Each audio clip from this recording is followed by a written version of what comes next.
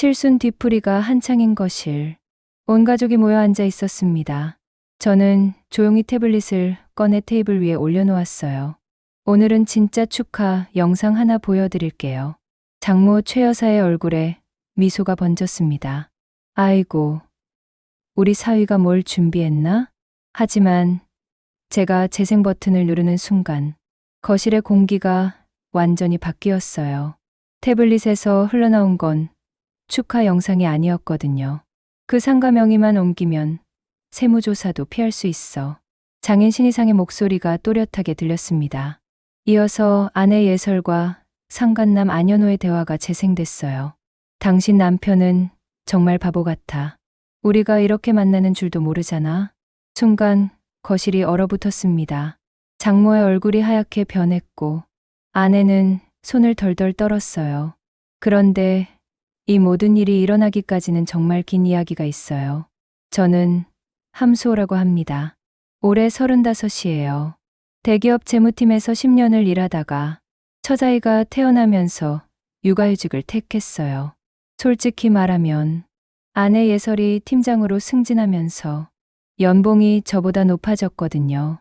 그래서 제가 육아를 맡고 예설이 돈을 버는 게 더 효율적이라고 생각했어요. 장모 집에 얹혀 살게 된 것도 그런 이유였고요. 처음에는 괜찮았어요.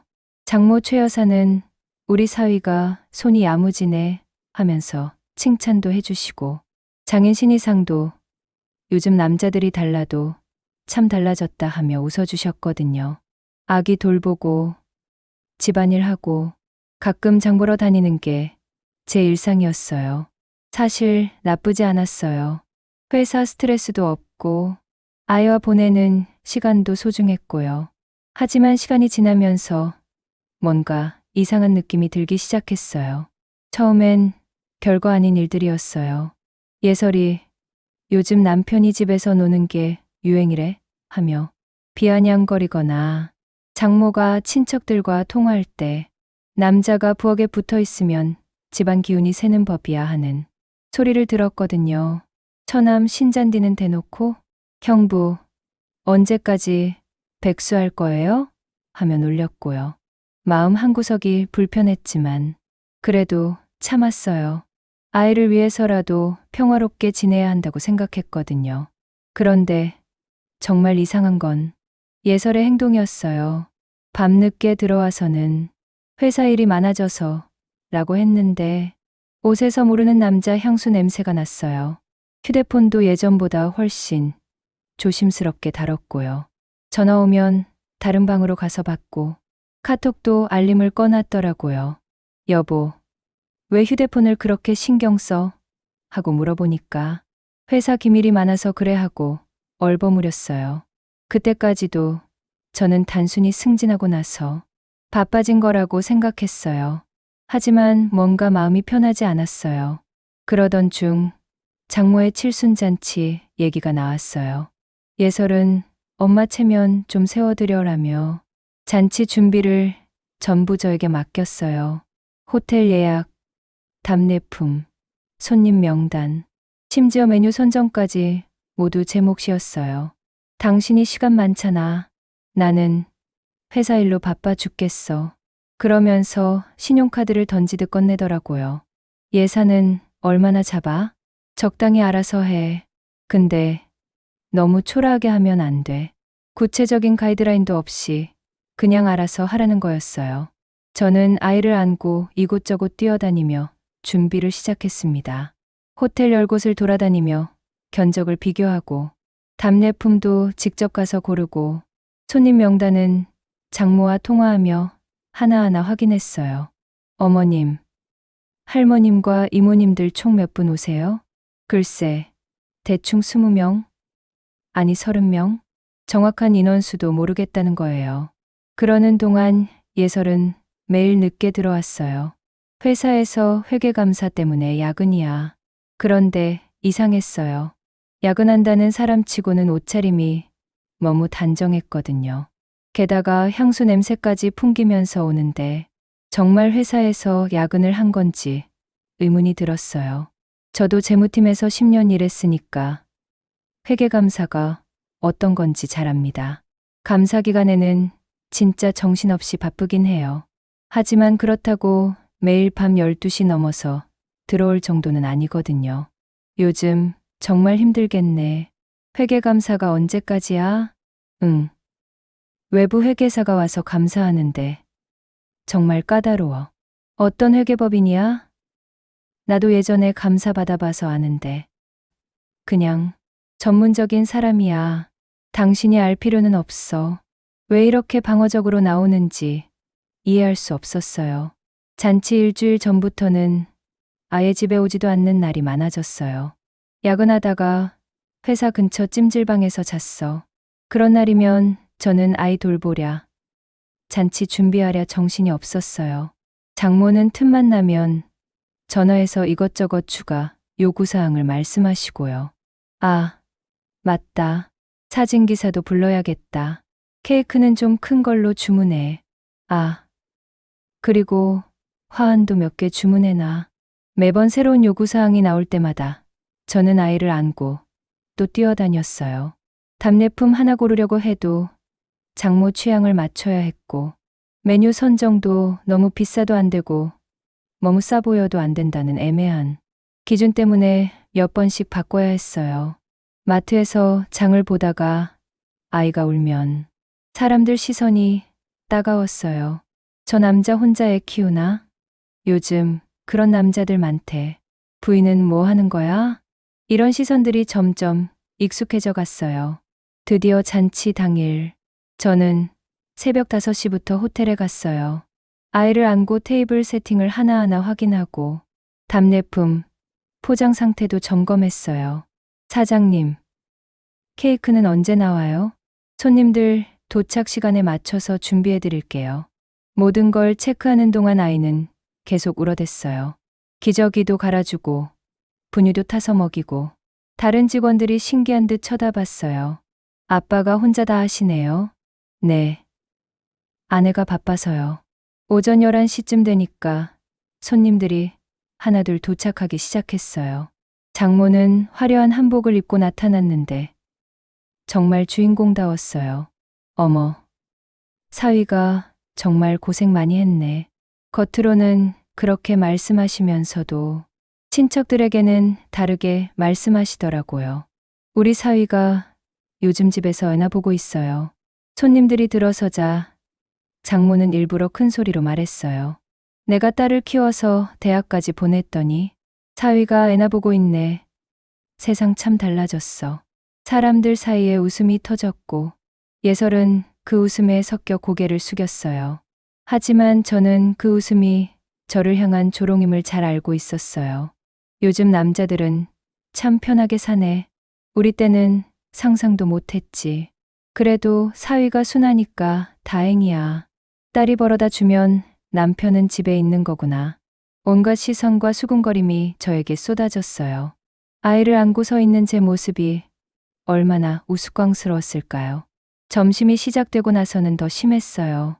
저는 아이 때문에 제대로 앉아서 식사도 못하고 계속 서서 아이를 달래야 했어요. 그런 모습을 보고 친척들이 또 웃더라고요. 진짜 엄마 노릇하 하네. 딸보다 사위가 더 고생하는구나. 저 정도면 진짜 며느리지. 잔치가 무르익을 무렵 장인과 처남 신잔디가 술기운에 거칠어졌어요. 매형이 며느리 노릇하 하네. 다음엔 요리학원이라도 다녀야겠어. 신잔디가 제 어깨를 툭툭 치며 웃었어요. 매형, 진짜 신세계잖아? 남자가 이렇게 사는 것도 있구나. 우리 누나가 대박이네. 남편을 이렇게 길들여놨어? 주변에서 술 취한 남자들이 같이 웃어댔어요. 저는 애를 달래며 웃었지만 속이 쓰라렸어요. 그런데 그 순간 장모가 슬쩍 말을 꺼냈어요. 참, 예설아, 이번에 분가해야지. 갑자기 웬 분가 얘기인가 했는데 뒤에 이어진 말에 온몸이 굳었어요. 하는 김에 예설이 명의로 집 하나 사는 거 어떠니? 아니면 공동 명의로라도. 강남에 있는 그 상가 말이야. 어차피 수호 명의로 되어 있는 거 이참에 정리하자. 그건 제 아버지가 평생 모은 재산이었어요. 아버지가 돌아가시기 전에 수호야, 이건 내가 지켜야 할 것이라고 당부하신 마지막 유산이었거든요. 명의는 제 것이 맞지만 어머니와 누나도 계셔서 함부로 건들 수 없어요. 장모의 얼굴이 순간 일그러졌다가 다시 웃음을 지었어요. 아이고, 사위가 왜 그래? 가족끼리 뭘 그렇게 따져? 장인도 거들었어요. 야, 어차피 예설이 쓸 거 아니야? 세금 문제도 있고 하니까 그냥 정리하자고. 그냥 명의만 바꿔놓으면 되는 거잖아. 하지만 저는 고개를 저었어요. 죄송하지만 그건 쉽게 결정할 수 있는 문제가 아니에요. 분위기가 싸해졌어요. 친척들도 조용해지고 예설은 저에게 날카로운 눈빛을 보냈어요. 당신, 지금 우리 가족 앞에서 창피 주는 거야? 집에 돌아가는 길부터 예설의 기분이 최악이었어요. 차 안에서부터 중얼거리기 시작했어요. 정말 어이없어. 우리 엄마 생신날에 집에 도착하자마자 예설이 폭발했어요. 당신이 뭘 했다고 버텨? 우리 엄마 없었으면 지금 이 집에도 못 살았어. 당신이 무슨 돈을 벌어와? 기저귀 값이라도 벌어와봐. 지금 휴직이지 일이 없는 것도 아니잖아. 예설의 목소리가 점점 높아졌어요. 저는 말없이 아이를 달래며 들었어요. 아버지 유산에만 매달려서 뭐 할 거야? 당신 같은 무능한 남자 만나서 내 인생 망쳤어. 그 순간 정말 화가 났어요. 제가 목소리를 높였어요. 내가 지금 휴직 중이지 일이 없는 게 아니야. 그리고 무능하다고? 누가 잔치 준비 다 했는데? 예설이 비웃더라고요. 내가 너 같은 사람한테 매여 살 이유가 있냐? 그날 밤 저는 잠을 이룰 수 없었어요. 뭔가 잘못됐다는 생각이 들었거든요. 예설의 행동, 장모 가족의 태도, 그리고 오늘 있었던 일들이 계속 머릿속을 맴돌았어요. 다음 날 아침, 예설이 출근하고 나서 문득 휴대폰이 눈에 들어왔어요. 세면대 위에 충전기에 꽂힌 채로 놓여 있었어요. 평소 같으면 절대 놓고 가지 않는데 손이 떨렸지만 확인해 보기로 했어요. 잠금 해제를 하려는데 비밀번호가 바뀌어 있었어요. 예전에는 우리 결혼기념일이었는데 여러 번 시도해봤지만 열리지 않았어요. 그런데 그때 카톡 알림이 떴어요. 화면 미리 보기로 보인 메시지에 온몸이 얼어붙었어요. 남편이 의심한다고? 지가 하면 어쩔 건데 크크. 누구한테 온 메시지인지는 모르겠지만 발신자 이름이 현호였어요. 현호, 누구지? 그리고 남편이 의심한다는 게 무슨 뜻이지? 그 순간 머릿속이 하얘졌어요. 손이 덜덜 떨리면서 휴대폰을 떨어뜨릴 뻔했어요. 설마 예설이? 아니야. 다른 사람 얘기일 수도 있어. 하지만 마음 한구석에서는 이미 확신하고 있었어요. 오후에 아이 유모차를 끌고 산책을 나갔는데 머릿속이 복잡했어요. 현호라는 이름이 계속 맴돌았어요. 혹시 예설이 말한 그 외부 회계사? 그날 저녁 장모가 경찰서에 신고를 했어요. 사위가 소리를 지르며 난동을 부렸다고요. 경찰이 집에 왔을 때 저는 정말 당황했어요. 어젯밤에 부부싸움 좀 했는데 그게 신고 사안인가요? 하지만 장모는 눈물까지 흘리며 연기를 했어요. 이 사람이 우리 딸한테 소리 지르고 위협해요. 딸이 임신했을 때부터 계속 그랬어요. 완전히 거짓말이었어요. 저는 한 번도 예설에게 손을 댄 적이 없거든요. 어머니, 그건 사실이 아닙니다. 경찰관님, 저는 절대 그런 적 없어요. 하지만 장모는 계속 울면서 주장했어요. 이 사람이 우리 가족 재산을 노리고 있어요. 오늘도 상가명에 이전하자고 했더니 소리 지르고 난리도 아니었어요. 사실을 완전히 왜곡해서 말하는 거였어요. 그날 이후 저는 가정폭력 조사 대상자가 됐어요. 경찰서에 출두하라는 연락도 받았고요. 회사에도 소문이 퍼졌어요. 동료들이 수군거리는 소리가 들렸어요. 함대리가 아내한테 폭력을 썼다면서? 그래서 육아휴직 중인 거였구나. 겉보기와는 다르네. 더 이상 참을 수 없었어요. 저는 누나 다솜에게 전화를 걸었어요. 누나, 나 좀 도와줘. 다솜 누나는 변호사라서 이런 상황을 잘 아시거든요. 소호야, 무슨 일이야? 목소리가 이상한데? 저는 그동안 있었던 일들을 쭉 설명했어요. 예설의 이상한 행동, 장모 가족의 태도, 그리고 오늘 본 그 메시지까지. 현우라는 사람이 누군지 모르겠어요. 근데 남편이 의심한다는 메시지를 보냈다고. 누나는 한참 듣더니 한숨을 쉬었어요. 소호야, 이거 심각한 것 같은데. 일단 만나자. 다음 날, 누나가 연인 태영이랑 같이 왔어요. 태영이는 IT 개발자인데 이런 쪽으로는 전문가거든요. 형, 일단 증거부터 확보해야 해요. 휴대폰, 곡구나 통화 내역 같은 건 나중에 법정에서 중요하거든요. 누나도 동의했어요. 소호야, 이런 일은 감정적으로 접근하면 안 돼. 차근차근 증거를 모아야 해. 일단 예설이 행동 패턴부터 파악해보자. 그날부터 저는 예설의 행동을 자세히 관찰하기 시작했어요. 출근 시간, 퇴근 시간, 주말 일정까지 모두 기록했어요. 예설은 회계감사 때문에 바빠라고 했지만 실제로는 패턴이 있었어요. 매주 화요일과 목요일에는 특히 늦게 들어왔어요. 그리고 토요일 오후에는 꼭 회사 회식이라며 나갔다가 밤늦게 들어왔고요. 여보, 토요일에도 회식이 있어? 응. 감사팀이랑 회식해야 해서. 하지만 이상했어요. 회계감사는 보통 평일에 하는 거거든요. 토요일에 외부 감사팀이랑 회식을 한다는 게 말이 안 됐어요. 그래서 태영이한테 부탁했어요. 형수, 회사 근처에서 한번 확인해 볼까요? 태영이는 정말 신중하게 접근했어요. 예설 회사 주차장에서 대기하면서 퇴근 시간을 확인했거든요. 그런데 결과가 충격적이었어요. 형수가 6시에 퇴근했는데 다른 남자랑 같이 나왔어요. 키 크고 정장 입은 남자인데 같은 차에 타고 갔어요. 그 남자가 누군지 알아보기 위해서 며칠 더 관찰했어요. 그리고 드디어 정체를 알 수 있었어요. 회사 홈페이지에서 확인한 결과 그 남자는 안현호라는 외부 회계사였어요. 예설이 말한 그 까다로운 외부 회계사가 바로 그 사람이었던 거예요. 누나, 이제 확실해졌어. 예설이가 그 안현호라는 사람이랑 바람 피우고 있는 것 같아. 누나는 신중하게 말했어요. 아직 확실한 증거는 아니야. 더 확실한 걸 찾아야 해. 그래서 우리는 전문가의 도움을 받기로 했어요. 누나가 아는 탐정사무소에 연락을 했거든요.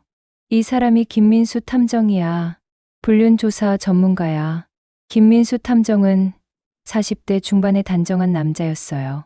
이런 경우에는 체계적으로 접근해야 합니다. 일단 행동 패턴을 더 정확히 파악하고 두 사람의 관계를 확인해야죠. 탐정은 정말 전문적으로 일했어요. 예설과 안현호의 동선을 추적하고 만나는 장소들을 파악했어요. 일주일 후 탐정이 중간 보고를 했어요. 확실합니다. 매주 화요일과 목요일에는 강남의 한 호텔에서 만나고 있어요. 토요일에는 용산 쪽 레스토랑에서 식사한 후 모텔로 가는 패턴이에요. 사진까지 찍어왔어요. 예설과 안현호가 손을 잡고 호텔로 들어가는 모습, 모텔에서 나오는 모습까지 모든 게 찍혀 있었어요. 그 사진들을 보는 순간 정말 현실감이 없었어요. 제가 아이 돌보고 집안일 하는 동안 예설은 다른 남자와 이런 짓을 하고 있었던 거예요. 그리고 이것도 확인해 보세요. 탐정이 건넨 건 통화 내역이었어요. 예설과 안현호가 하루에도 몇십 통씩 통화하고 있었어요. 특히 예설이 집에 있을 때도 화장실이나 베란다에서 몰래 통화했다는 기록이 있었어요. 이 정도면 법정에서도 충분히 인정받을 수 있는 증거입니다. 하지만 탐정은 더 충격적인 얘기를 했어요. 그런데 또 다른 문제가 있어요. 장모님 가족의 재산 상황도 조사해 봤는데 상당히 복잡하네요. 탐정이 건넨 자료를 보니까 정말 깜짝 놀랐어요. 장모와 장인이 소유한 부동산들이 대부분 차명으로 되어 있었어요. 이분들이 세무조사를 피하기 위해서 재산을 여러 명의로 분산시켜 놨어요. 그런데 문제는 이 과정에서 탈세 혐의가 있다는 거죠. 장인 신이상은 작은 건설업체를 운영하면서 상당한 부동산을 축적했는데 세금 신고는 제대로 하지 않았던 거예요. 그리고 처남분도 문제가 있어요. 신잔디는 겉으로는 백수처럼 보이지만 실제로는 부모 명의의 상가들을 관리하면서 임대료를 받고 있었어요. 하지만 이것도 제대로 신고하지 않았던 거죠. 이 가족들이 함수호님의 상가를 노리는 이유가 이거예요. 자신들의 재산을 합법적인 것처럼 보이게 하려면 깨끗한 재산과 섞어야 하거든요. 그제서야 모든 퍼즐이 맞춰졌어요. 장모 가족이 제 아버지 유산을 그렇게 집요하게 노리는 이유를 알겠더라고요. 누나, 이제 어떻게 해야 할까? 누나는 차분하게 말했어요. 수호야, 이제 우리도 준비를 해야 해. 예설이가 이혼 소송을 걸어올 가능성이 높아. 그 전에 우리가 먼저 증거를 확보하고 대응책을 세워야 해. 태영이도 동의했어요. 형, 이제 모든 증거가 있으니까 법적 대응을 해야 해요. 특히 재산 보전 신청도 해야 하고요. 하지만 저는 아직 확신이 서지 않았어요. 정말 이혼까지 가야 할까? 아이 때문에라도 한 번 더 기회를 줘보는 게. 그런데 그 순간 핸드폰에 메시지가 왔어요. 예설에게서 온 거였어요. 오늘 늦어. 야근한다고 했지? 아이 잘 봐. 시간을 보니까 오후 6시였어요. 탐정한테 확인해 보니까 예설은 이미 1시간 전에 안현우와 함께 호텔로 들어갔다는 거예요. 그 순간 정말 화가 났어요. 아이를 돌보는 저한테는 거짓말을 하면서 다른 남자와는 호텔에서 시간을 보내고 있다니. 누나, 결정했어. 더 이상 참을 수 없어. 누나가 제 어깨를 두드려줬어요. 잘 결정했어. 수호야, 이제 우리가 제대로 된 전쟁을 시작해보자. 그날 밤, 저는 모든 증거들을 정리했어요. 불륜 사진, 통화 내역, 장모 가족의 탈세 자료까지. 아버지가 남겨주신 상가, 계약서도 다시 한번 꼼꼼히 확인했어요. 이제 더 이상 당하고만 있을 순 없었어요. 진짜 전쟁이 시작된 거예요. 그날부터 저희는 본격적인 작전에 들어갔어요. 탐정 김민수는 더욱 세밀하게 증거를 수집했고 태영이는 IT 기술을 동원해서 디지털 증거들을 확보했어요. 형, 이제 결정적인 증거가 필요해요. 통화 내용이나 메시지 내역 같은 것들 말이에요. 태영이가 건넨 건 작은 녹음 앱이었어요.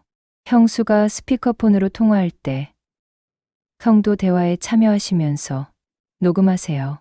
본인이 참여한 통화는 합법적으로 녹음할 수 있거든요. 처음엔 망설였어요. 이런 식으로 증거를 수집하는 게 맞나 싶어서. 하지만 탐정이 말했어요.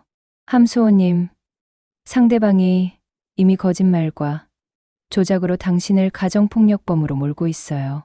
사진과 동선은 모두 공개 장소에서 합법적으로 체증했습니다. 이제는 정당방위가 필요한 상황입니다. 며칠 후 드디어 결정적인 순간이 왔어요.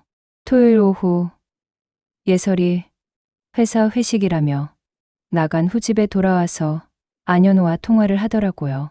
마침 제가 오늘 일정 어땠어? 라고 물어보면서 자연스럽게 대화에 끼었고 예설이 스피커폰으로 바꿔서 통화하는 바람에 모든 내용이 녹음됐어요. 현호야, 우리 계획대로 하면 될 것 같아. 내 남편이 상가명에 절대 안 넘겨줄 것 같아서. 그럼 이혼 소송으로 가야겠네. 가정폭력으로. 우리 엄마가 이미 경찰서에 신고해뒀어. 안현우 목소리도 들렸어요. 그럼 상가는 어떻게 해? 재산 분할로 받아내면 돼. 어차피 반은 내 거잖아. 그리고 위자료도 받을 수 있고. 너 남편이 그렇게 순진해? 완전 바보야. 아직도 내가 야근한다고 믿고 있어. 온몸이 굳었어요. 제가 아이 돌보고 집안일 하는 동안 이 사람들은 제 재산을 빼앗을 계획을 세우고 있었던 거예요. 더 충격적인 건 다음 대화였어요. 그런데 장모님이 말씀하신 세무조사건은 어떻게 해? 아, 그거? 우리가 상가 명의만 받으면 문제 없어. 깨끗한 재산이랑 섞어 놓으면 세무서에서도 손 못 써. 장인어른 명의 부동산들 다 문제 있거든. 차명으로 해놨는데 들통날까봐 난리야. 모든 퍼즐이 완전히 맞춰졌어요. 장모 가족은 제 아버지 유산을 이용해서 자신들의 탈세를 숨기려고 했던 거예요. 그리고 예설은 안현우와 함께 저를 완전히 망가뜨릴 계획을 세우고 있었고요. 저는 즉시 누나에게 연락했어요. 누나, 결정적인 증거 나왔어. 누나와 태영이가 달려왔고 녹음 파일을 들어보더니 표정이 굳어졌어요. 수호야, 이제 더 이상 기다릴 수 없어. 이 사람들이 당신을 완전히 파멸시키려고 해. 탐정도 동의했어요. 이 정도면 불륜, 재산 은닉, 무고, 모든 게 다 증명됩니다. 특히 장모님의 허위 신고는 명백한 무고죄에 해당합니다. 이제 반격할 때입니다. 하지만 저는 신중하게 접근하고 싶었어요. 일단 아이가 있으니까 조용히 처리할 방법은 없을까? 누나가 고개를 저었어요. 수호야, 상대방이 이미 당신을 범죄자로 만들려고 해. 이제는 당신이 무고하다는 걸 증명해야 해. 그날 밤 예설이 들어왔을 때 저는 평소처럼 행동했어요. 회식 어땠어? 그냥 그랬어. 피곤해. 거짓말을 너무 자연스럽게 하는 모습이 소름 끼쳤어요. 며칠 후 예설이 드디어 본색을 드러냈어요. 여보, 우리 이혼하자. 갑작스러운 말에 깜짝 놀란 척 했어요. 갑자기 왜 그런 말을 해? 당신이랑 더 이상 살 수 없어. 당신 때문에 우리 가족이 얼마나 힘들어하는지 알아? 아이도 당신보다는 나랑 사는 게 나을 것 같고. 예설은 이미 다 계획을 세워놓고 있었어요. 양육권은 내가 가질 거고 재산 분할도 법적으로 처리하자. 특히 그 상가는 공동재산이니까 반은 내 거야. 저는 침착하게 말했어요. 그래, 이혼하자. 하지만 조건이 있어. 예설이 당황한 표정을 지었어요. 제가 이렇게 쉽게 동의할 줄은 몰랐나 봐요. 뭔 조건? 모든 걸 공정하게 하자. 서로 숨긴 것 없이 정직하게. 예설이 비웃었어요. 당신이 숨긴 게 뭐가 있다고? 저는 호흡을 고르고 아이가 잠든 걸 확인했습니다. 그리고 태블릿을 꺼내서 테이블 위에 올려놓았어요. 그럼 나부터 보여줄게. 예설의 얼굴에 미소가 번졌어요. 뭘 보여준다는 거야? 하지만 제가 재생 버튼을 누르는 순간 예설의 얼굴이 하얗게 변했어요. 태블릿에서 흘러나온 건 며칠 전 녹음된 예설과 안현호의 대화였어요. 현호야, 우리 계획대로 하면 될 것 같아. 내 남편이 상가명에 절대 안 넘겨줄 것 같아서. 예설이 벌떡 일어났어요. 이게 뭐야? 당신이 나를 도청했어? 불법이야. 불법. 저는 차분하게 말했어요. 불법. 스피커폰으로 내가 참여한 통화를 녹음한 건데 그보다 중요한 건 내용이야. 계속해서 녹음이 재생됐어요. 그럼 상가는 어떻게 해? 재산 분할로 받아내면 돼. 어차피 반은 내 거잖아. 너 남편이 그렇게 순진해? 완전 바보야. 아직도 내가 야근한다고 믿고 있어. 예설이 손을 덜덜 떨었어요. 이건. 계속 들어봐. 더 재미있는 것도 있어. 다음으로 재생된 건 장모 가족의 탈세 관련 대화였어요. 장인어른 명의 부동산들 다 문제 있거든. 차명으로 해놨는데 들통날까봐 난리야. 그리고 마지막으로 예설과 안현호의 호텔 출입 사진들이 화면에 나타났어요. 선명한 날짜와 시간이 찍혀 있었어요. 예설이 야근한다고 했던 바로 그 시간들이었어요. 이것도 봐줘야겠지? 예설이 완전히 무너졌어요. 수호야, 이거는 이제 진짜 얘기해보자. 누가 거짓말쟁이고 누가 사기꾼이야? 그 순간 현관문이 열리더니 장모와 장인이 들어왔어요. 미리 예설이 부른 것 같았어요. 뭔 소리가 이렇게 시끄러워? 장모가 상황을 파악하고는 바로 예설 편을 들었어요. 사위가 우리 딸을 괴롭히네. 하지만 저는 태블릿을 장모 쪽으로 돌렸어요. 어머님도 들어보세요. 이번엔 어머님 얘기도 나와요. 녹음에서 장모의 목소리가 나왔어요. 우리가 상가 명의만 받으면 세무조사 피할 수 있어. 말 안 들으면 신고해서 내보내. 장모의 얼굴이 하얗게 변했어요. 장인도 마찬가지였어요. 그리고 이것도 보세요. 저는 탐정이 조사한 장모 가족의 탈세 자료를 보여줬어요. 차명 부동산 목록, 신고하지 않은 임대료 수입, 모든 게 다 정리되어 있었어요. 어쩐지 그렇게 재산가를 탐내더라니. 본인들 재산을 합법적으로 만들려고 했던 거네요. 장인이 버럭 소리를 질렀어요. 야, 이게 뭔 소리야? 증거라고 하는 게 이런 거야? 하지만 저는 침착했어요. 증거 맞아요. 그리고 결정타를 날렸어요. 탈세 제보는 이미 접수됐습니다. 조사 통보가 곧 갈 겁니다. 그 말에 장모 가족이 모두 얼어붙었어요. 국세청? 네. 어머님의 허위 신고도 명백한 무고죄고요. 모든 게 법적으로 처리될 겁니다. 예설이 울면서 소리쳤어요. 당신이 이렇게까지 할 거야? 우리가 가족이잖아. 저는 차분하게 대답했어요. 가족이 이런 짓 해? 내가 아이 돌보고 있는 동안 다른 남자랑 바람 피우고 내 재산 뺏으려고 거짓 신고하고 이게 가족이 할 짓이야? 순간 거실이 완전히 조용해졌어요. 모든 게 드러난 상황에서 더 이상 변명할 말이 없었던 거예요. 저는 마지막으로 말했어요. 이혼하자고? 좋아. 하지만 조건은 내가 정할게. 불륜 위자료, 무고에 대한 손해배상, 모든 걸 법적으로 처리하자. 그리고 아이 양육권은 당연히 내가 가져갈 거고. 예설이 벌벌 떨면서 말했어요.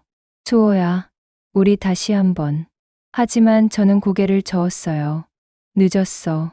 기회는 충분히 줬어. 그날 장모 가족은 아무 말도 못하고 집을 나갔어요. 예설도 짐을 싸서 친정으로 돌아갔고요. 그날 밤 저는 피해자가 아닌 원고로 살기로 결심했습니다. 더 이상 당하고만 있지 않겠다고요. 그 다음 주부터 정말 바쁜 나날이 시작됐어요. 누나 다솜이 변호사로서 본격적으로 움직이기 시작했거든요. 수호야, 이제 공격적으로 가야 해. 상대방이 먼저 무고로 신고했으니까 우리도 맞고소해야 해. 첫 번째로 한 일은 예설의 불륜에 대한 위자료 청구였어요. 보통 이에 3천만 원 정도 받을 수 있는데 증거가 이렇게 확실하면 5천만 원도 가능해. 두 번째는 장모의 무고죄 고발이었어요. 허위 신고로 명예훼손당한 것에 대한 손해배상도 청구할 거야. 세 번째는 국세청 조사 결과를 기다리는 거였어요. 탈세 확정되면 추징금이 엄청날 거야. 며칠 후 예상대로 예설 쪽에서 먼저 이혼 소송을 걸어왔어요. 하지만 내용을 보니까 정말 어이없었어요. 남편의 지속적인 가정폭력과 경제적 무능력을 이유로 이혼을 청구한다. 양육권은 모친이 갖고 재산 분할은 5,050으로 요구한다. 누나가 그 서류를 보더니 웃었어요. 이 사람들 아직도 정신 못 차렸네. 우리가 가진 증거를 모르나 봐. 우리는 즉시 반박 자료를 준비했어요. 불륜 사진, 녹음 파일, 탐정 보고서, 모든 걸 법원에 제출했어요. 그리고 우리 쪽에서도 반대 청구를 했어요. 아내의 불륜을 이유로 한 이혼 청구, 위자료 5천만 원, 양육권 및 재산 분할 전액 요구. 첫 번째 조정기일이 잡혔어요. 법원에 갔는데 예설과 장모 가족이 모두 와 있었어요. 하지만 예전과는 완전히 달랐어요. 초라하고 위축된 모습이었거든요. 조정 의원이 양쪽 주장을 들어보더니 말했어요. 신청인 해설 측 주장에는 객관적 증거가 부족합니다. 반면 피신청인 수호 측은 충분한 증거를 제시했네요. 예설 쪽 변호사가 당황했어요. 저희도 추가 자료를 준비해서. 하지만 조정 의원이 고개를 저었어요. 불륜 관계는 사진과 녹음으로 명확하게 입증됐고 무고 혐의도 상당히 구체적입니다. 합의를 권합니다.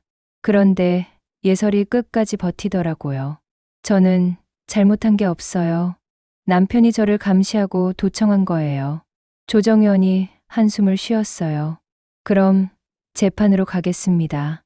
조정은 결렬됐고 본격적인 재판이 시작됐어요. 첫 번째 재판 날. 정말 많은 사람들이 왔어요. 누나와 태영이는 물론이고 제 회사 동료들도 증인으로 와줬어요. 함대리는 절대 폭력적인 사람이 아닙니다. 오히려 너무 착해서 당하고만 사는 스타일이에요. 예설 쪽에서는 장모와 신잔디가 증인으로 나왔어요. 하지만 재판장에서 녹음 파일이 재생되자 분위기가 완전히 바뀌었어요. 현호야, 우리 계획대로 하면 될 것 같아. 완전 바보야. 아직도 내가 야근한다고 믿고 있어. 재판장 안이 조용해졌어요. 판사가 예설에게 물었어요. 이 녹음 내용에 대해 어떻게 생각하십니까? 예설이 변명했어요. 그건 그냥 농담이었어요. 실제로 그런 계획이 있었던 건 아니고. 하지만 판사는 차갑게 말했어요. 농담치고는 너무 구체적이네요. 그 다음엔 사진 증거가 나왔어요. 예설과 안현호가 호텔에 들어가는 모습, 모텔에서 나오는 모습, 날짜와 시간이 선명하게 찍혀 있었어요. 판사가 또 물었어요. 이 사진들은 어떻게 설명하시겠습니까? 예설이 울기 시작했어요. 그건 업무 미팅이었어요. 호텔에서 회계 업무를 논의한 거예요. 하지만 아무도 믿지 않았어요. 그리고 마지막 결정타가 나왔어요. 국세청 조사 결과였어요. 장모 가족의 탈세 금액이 확정된 거예요. 차명, 부동산으로 숨긴 재산이 15억, 신고하지 않은 임대료, 수입이 5억, 총 20억에 대한 세금과 가산세를 합쳐서 8억을 추징당했어요. 법원에서 이 자료가 공개되자 예설 가족이 완전히 무너졌어요. 장모가 법정에서 울기 시작했어요. 우리가 뭘 어떻게 해야 하나요? 8억을 어떻게 마련해요? 그런데 더 충격적인 건 그 다음이었어요. 안현호가 증인으로 출석했는데 완전히 예설을 배신한 거예요. 저는 피고에서라 업무상 만났을 뿐입니다. 불륜 관계는 일방적인 접근이었어요. 제가 거절했는데도 계속 연락해 왔습니다. 예설이 깜짝 놀라서 안현호를 쳐다봤어요. 현호야, 뭔 소리야. 우리가 그런 사이 아니었잖아. 하지만 안현호는 태연하게 말했어요. 저는 기혼자이고 그런 관계를 원한 적 없습니다. 모든 책임은 피고에게 있습니다. 예설이 완전히 멘탈 붕괴됐어요. 이 사람들이 다 거짓말해요. 저는 피해자라고요. 하지만 이미 늦었어요. 판사가 최종 판결을 내렸어요. 이혼을 인용합니다.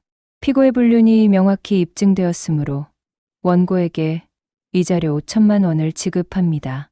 양육권은 아버지에게, 재산 분할은 8,020으로 아버지 우선 분할한다. 또한 허위 신고무고에 대한 손해배상으로 1천만 원을 별도 지급하라. 총 6천만 원을 받게 된 거예요. 게다가 제 아버지 상가는 완전히 제 소유로 확정됐고요. 법정을 나오는데 예설이 쫓아와서 울면서 말했어요. 수호야, 제발 우리 다시 시작할 수 없을까? 내가 잘못했어. 하지만 저는 차갑게 말했어요. 늦었어. 넌 이미 기회를 다 날렸어. 그리고 등을 돌려 걸어갔어요. 아이를 안고 법원을 나오는데 정말 후련했어요. 드디어 진실이 승리한 거예요. 그날 오후 누나와 태영이와 함께 조용히 식사를 했어요. 수호야, 정말 고생 많았어. 이제 새로운 시작이야. 저는 아이를 보며 다짐했어요. 이 아이만큼은 정직하고 떳떳하게 키우겠다고. 거짓말과 속임수가 아닌 진실과 정의로 살아가는 사람으로 키우겠다고. 한 달 후, 더욱 놀라운 소식이 들려왔어요. 장모 가족이 추징금을 감당하지 못해서 부동산을 모두 처분하게 됐다는 거예요. 그리고 예설은 회사에서도 해고당했대요. 불륜 스캔들이 알려지면서 더 이상 일할 수 없게 된 거죠. 안현호도 마찬가지였고요. 결국 이들의 거짓말과 탐욕이 스스로를 파멸시킨 거예요. 저는 그 소식을 들으면서도 별다른 감정이 들지 않았어요. 그저 당연한 결과라고 생각했거든요.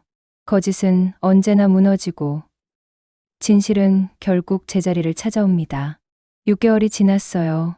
저는 육아휴직을 마치고 회사에 복직했어요. 하지만 예전과는 완전히 달랐어요. 동료들이 저를 보는 시선이 달라졌거든요. 함대리, 정말 대단하더라. 그런 상황에서 어떻게 그렇게 침착하게 대처했어? 처음에는 부담스러웠지만 점점 자신감이 생겼어요. 더 이상 누구에게 휘둘리지 않는 제 모습이 좋았거든요. 아이는 어린이집에 보내고 저는 오후 6시에 정시 퇴근했어요. 아이를 데리러 가면서 장 보고 집에 와서 함께 저녁을 먹고 힘들긴 했지만 행복했어요. 무엇보다 더 이상 거짓말을 들을 필요가 없다는 게 좋았어요. 주말에는 아이와 함께 공원에 나가곤 했어요. 아빠, 그네 태워줘. 아이가 웃으면서 달려오는 모습을 보면 정말 뿌듯했어요. 이 아이만큼은 정직하고 따뜻한 환경에서 키우고 싶었거든요. 그런데 어느 날 누나가 특별한 소식을 가져왔어요. 수호야, 태영이가 프러포즈했어. 진짜? 응. 내일 도와주면서 더 확신이 생겼대. 정의롭고 의리 있는 가족이 되고 싶다고. 정말 기뻤어요. 이번 일을 겪으면서 우리 가족끼리 더욱 단단해진 것 같았거든요. 태영이는 이제 진짜 제 형부가 될 거였어요. 결혼식 때 수호가 주례해줘. 내가 주례를? 응. 우리 이야기 가장 잘 아는 사람이잖아. 정말 영광스러웠어요. 그리고 몇 달 후 누나의 결혼식이 있었어요. 작은 결혼식이었지만 정말 따뜻했어요. 제가 주례사를 하면서 말했어요. 진정한 가족이란 서로를 속이지 않고 힘들 때 곁에 있어주는 사람들입니다. 오늘 두 분이 시작하는 가정이 그런 가정이 되길 바랍니다. 누나가 울면서 고마워했어요.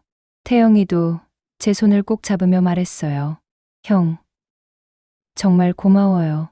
형 덕분에 좋은 가족이 됐어요. 결혼식이 끝나고 저는 아이와 함께 집으로 돌아왔어요.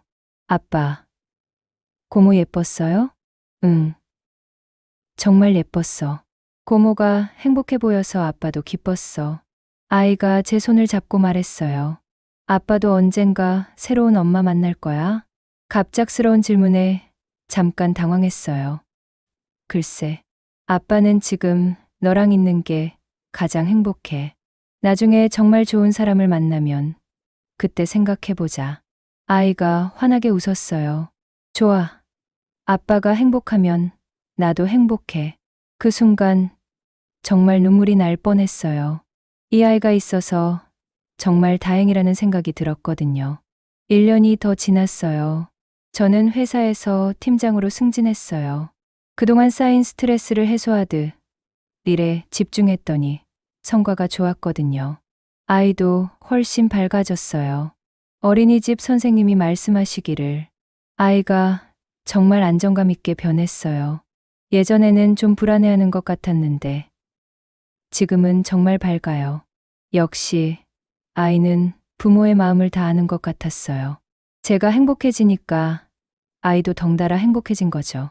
주말에는 가끔 아이와 함께 아버지 묘에도 갔어요. 할아버지, 아빠가 정말 잘했어요.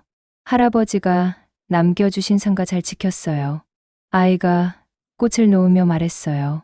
저도 아버지께 보고 드렸어요. 아버지, 제가 해냈어요.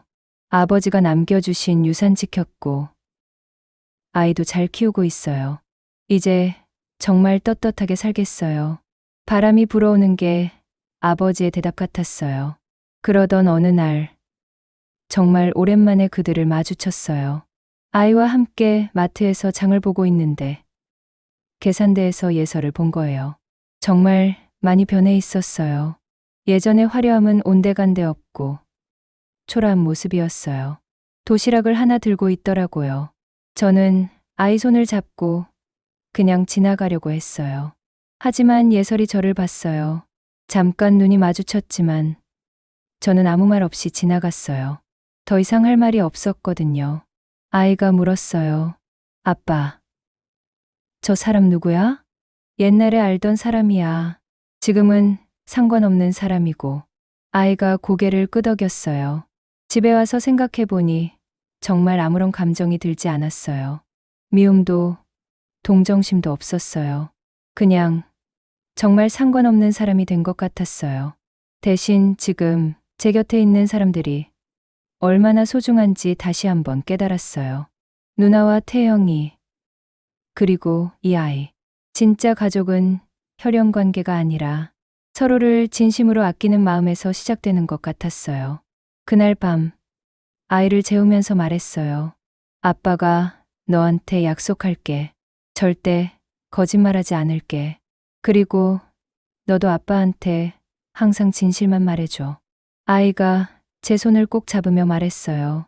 약속해요, 아빠. 그 순간 정말 마음이 따뜻해졌어요. 이런 게 진짜 행복이구나 싶었거든요.